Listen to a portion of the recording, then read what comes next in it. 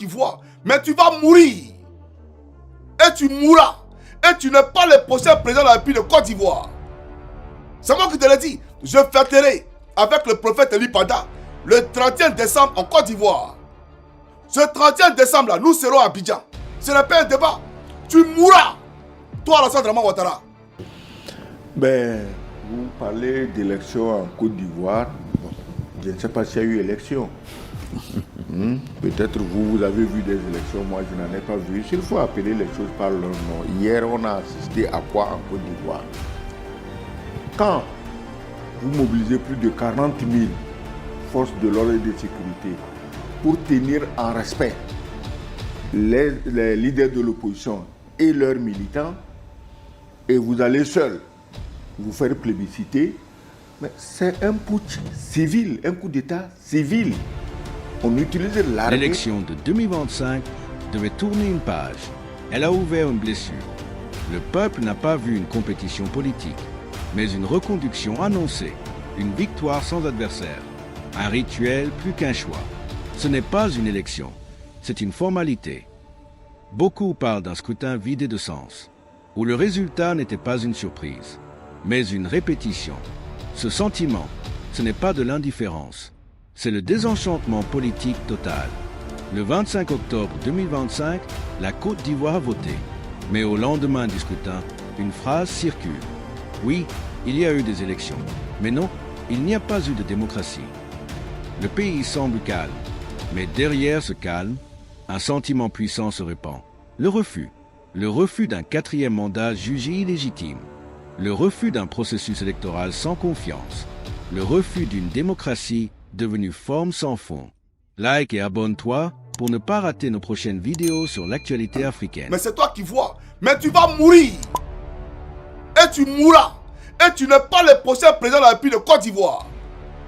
C'est moi qui te l'ai dit. Je fêterai avec le prophète Eli Pada le 31 décembre en Côte d'Ivoire. Ce 31 décembre là, nous serons à Abidjan. Ce n'est pas un débat. Tu mourras. Toi, Alassane Dramane Ouattara. Voilà, donc, arrêtez de jouer sur le moral des gens.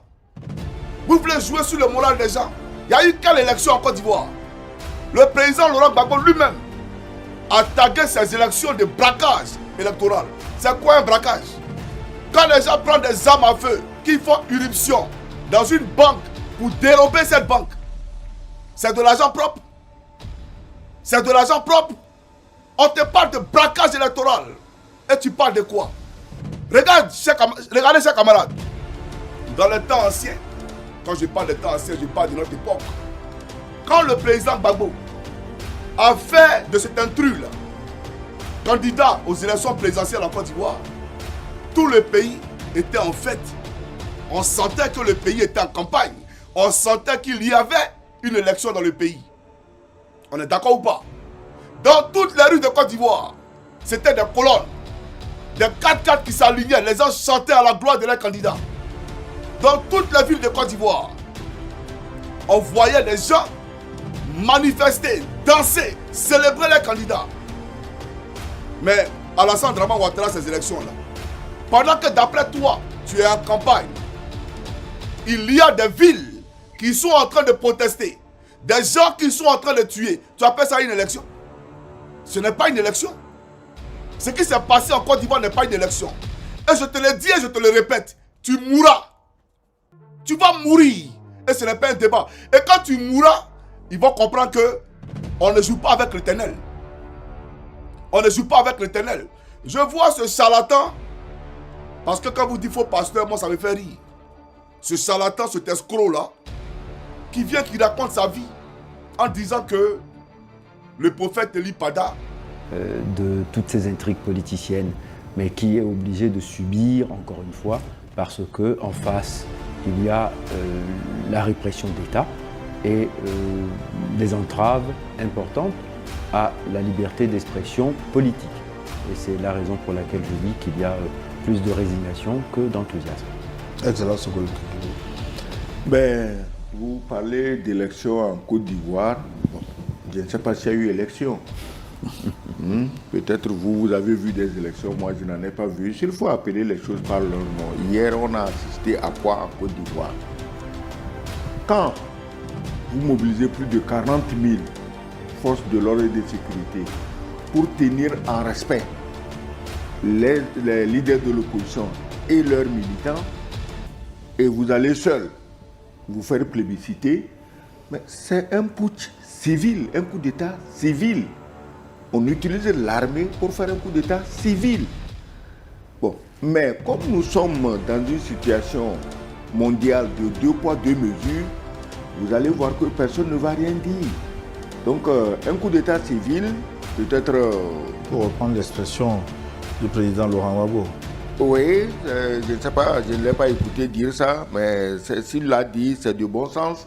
Il n'invente rien. Vous faites un coup d'État civil. Donc, nous avons assisté à un coup d'État civil.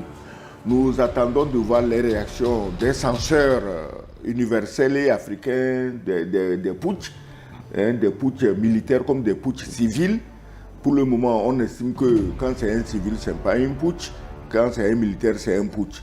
Mais nous avons assisté hier à l'exemple type de putsch civil. Oui, mais qu'est-ce qui vous fait dire qu'il s'agit d'un coup d'État civil alors que les institutions chargées de réguler cette élection se sont prononcées, ont tous validé le processus? Les institutions, si les institutions, la commission électorale, oui, la si toutes ces institutions sont chargées de réprimer l'opposition pour fabriquer de toutes pièces un candidat unique, Gilles, je crois que tu es bien placé pour me dire ce que valent ces institutions. Parce que les institutions, qui les met? Si moi je suis président, je vais mettre une commission électorale intouchable. Je vais mettre une cour constitutionnelle plus costaud que la muraille de Chine. Je vais mettre. Alors où est le problème? Tu es seul maître à bord, tu décides, tu mets tes amis, tu mets tes complices. Ceux qui ne veulent pas être tes amis ou tes complices, tu les achètes. Et puis le tour est joué. Je crois quand même qu'il y a des choses, il ne faut pas les faire. Il y a des choses, il ne faut pas les faire. Il ne faut pas les faire. Moi, je préfère même que tout le monde soit candidat et que tu arrives même à truquer les élections, hein, plutôt que d'assister à ce qu'on a assisté. Même Paul Biya, que tout le monde décrit. Mais Paul Biya, quand même, il a mis un candidat qui aujourd'hui peut oser. Pour beaucoup d'Ivoiriens, ce 4e mandat n'est pas un signe de force, mais un symbole de confiscation du pouvoir. Les mots reviennent: abus, trahison, mépris. Certains y voient une entorse morale, d'autres une violation de l'esprit de la Constitution. Quand un dirigeant se renouvelle lui-même, ce n'est plus une réélection, c'est une prise d'otage du système. Ainsi, la légitimité du pouvoir est fragilisée. Le mandat existe légalement, mais pas dans le cœur du peuple. Ce 4e mandat ne provoque pas seulement de la colère, il provoque une fatigue collective. Trop, c'est trop. Le pouvoir ne nous écoute plus. Des phrases simples, mais lourdes de sens. Le peuple n'attend plus de miracles. Il n'attend plus de changements venus d'en haut. Il constate, il observe, il se détache. Cette distance, c'est le signe le plus grave d'une démocratie malade, quand les citoyens ne croient plus en leurs institutions. La stabilité devient un Élection en Côte d'Ivoire. Ce qui a eu lieu en Côte d'Ivoire, c'est l'élection. Disons-nous la vérité, ce qui a eu lieu en Côte d'Ivoire. Attendez, je vais vous planter d'abord une image. Je vais vous planter une image, on va aller doucement, il n'y a pas de problème. Voilà, chef public YouTube, regardez ici. Abidjan.net, un journal de référence pour l'État de Côte d'Ivoire. Voilà ce qu'ils ont publié à la veille de l'élection. Et puis, on sait tous qu'en Côte d'Ivoire, les gars, de vous à moi, quand il y a une élection présidentielle, là, le même jour, on sait qui a gagné. Le même jour, on commence à délibérer. Bureau par bureau, région par région, département par département. C'est vrai ou c'est faux? Le même jour. On n'attend pas le lendemain et après-demain. Mais eux, ils ont attendu 2 jours après. Vous êtes des faussaires, des voleurs et des malhonnêtes. Ce que Dieu a dit, ça s'est passé comme il a dit. Il dit le 25 octobre, il n'y aurait pas eu d'élection, il n'y aurait jamais eu d'élection en Côte d'Ivoire. Parce que ce n'est pas une élection. Ce n'est pas une élection. Quand des jeunes gens se lèvent, je vais vous placer ici. Suivez ici, peuple de Côte d'Ivoire, suivez.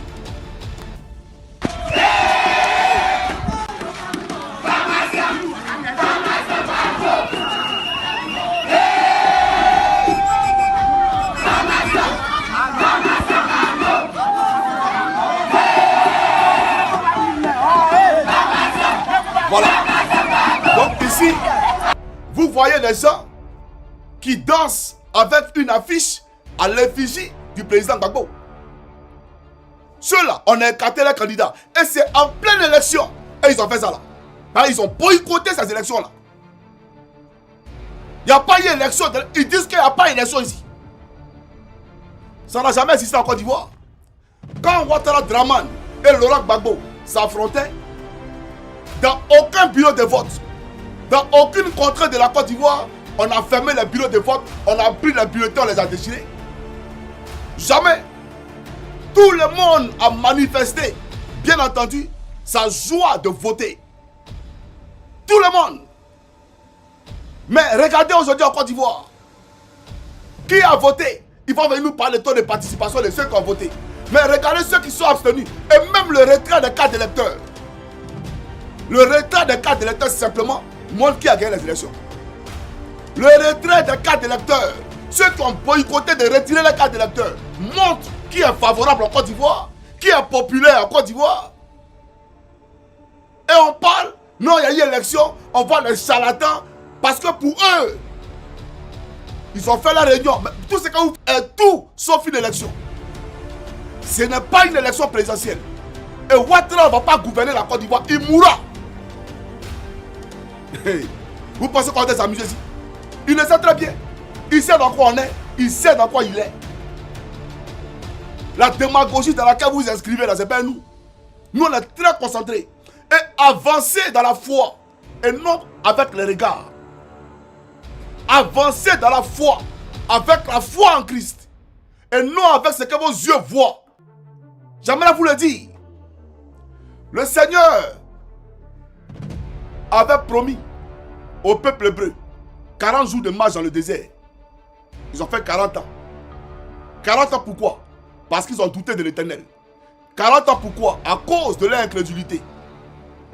Je ne dis pas que vous êtes incrédule. Mais parmi vous là, à un moment donné, beaucoup ont douté de l'Éternel.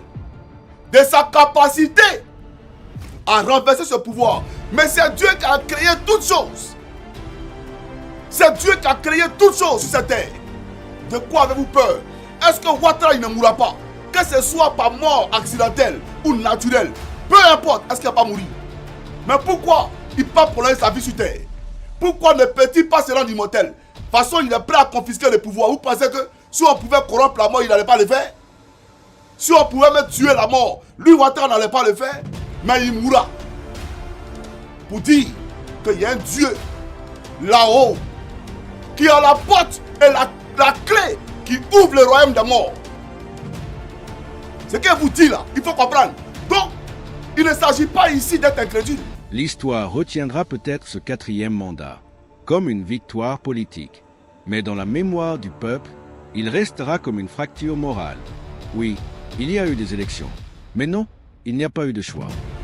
La démocratie ivoirienne n'est pas morte, mais elle respire difficilement. Et tant que le pouvoir se renouvellera sans le peuple, lui, se détournera du pouvoir. Qu'en penses-tu? Un 4e mandat peut-il encore être légitime? Quand le peuple n'y croit plus, abonne-toi pour suivre nos prochaines analyses sur la politique africaine. Parce qu'en Afrique, la légitimité ne se décrète pas, elle se mérite.